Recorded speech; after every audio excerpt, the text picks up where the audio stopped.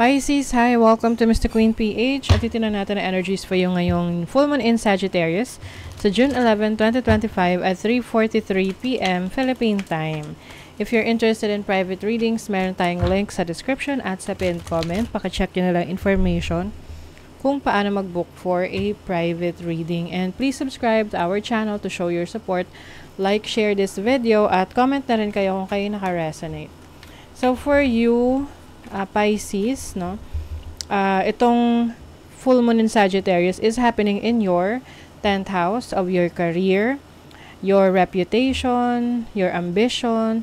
So, yung iba sa inyo, maaring meron kayong matatapos na project or pwedeng matatapos na career, trabaho, or business, or passion project na you feel na it's time to let go of it para meron kang simulan na bago ulit.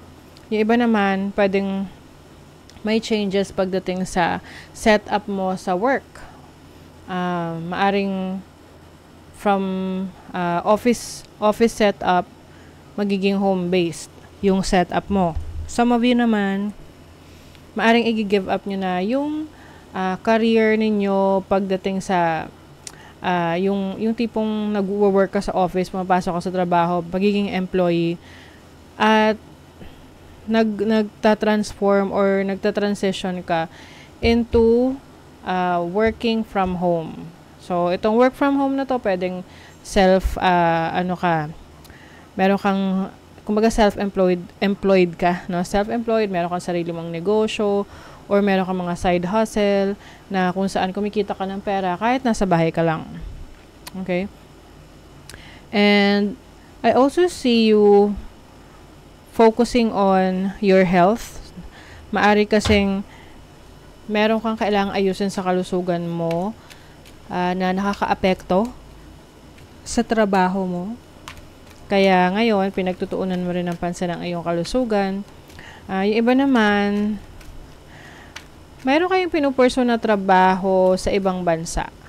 Mayroon kayong inaayos na requirements dahil yun talaga yung pinupursige ninyo para makalipat na kayo ng work. Mayroon na kayong bagong asikasuhing trabaho.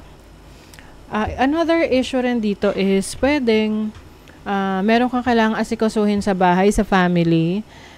Kaya ngayong panahon na to, pwedeng ikaw ay magte-take ng leave sa work, sa trabaho, medyo magpapahinga ka muna to focus on your health or to focus on organizing something sa bahay mo, or kailangan ka sa bahay mo, ng family mo, or ng parents mo, kasi 4th house is also about your parents.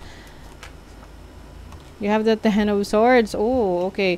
Some of you, maaring pagod na kayo sa trabaho or career path ninyo. You are looking for a new career na kung saan mas meron kang kalayaan, mas meron kang opportunities to explore yung iba mo pang talento or iba mo pang mga kakayanan. What is the 10 of Swords? Oh, di ba? Ace of Swords. Meron kang new idea to earn money. Meron kang new work. Merong bagong oportunidad na magsimula sa trabaho.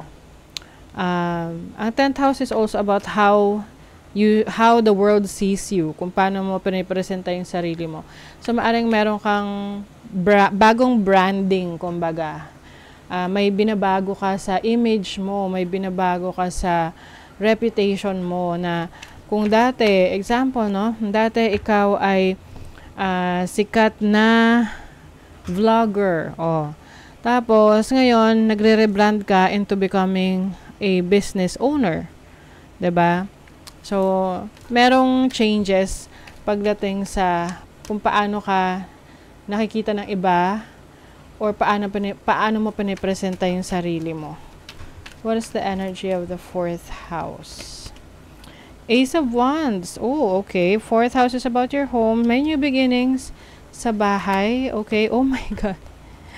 This is transformation, changes. So, some of you pwedeng may paglipat ng bahay, paglipat ng lugar kung saan kayo nakatira, na mag-a-align siya sa bago nyong work, sa bago nyong career path, or sa bago nyong pinupursue sa buhay.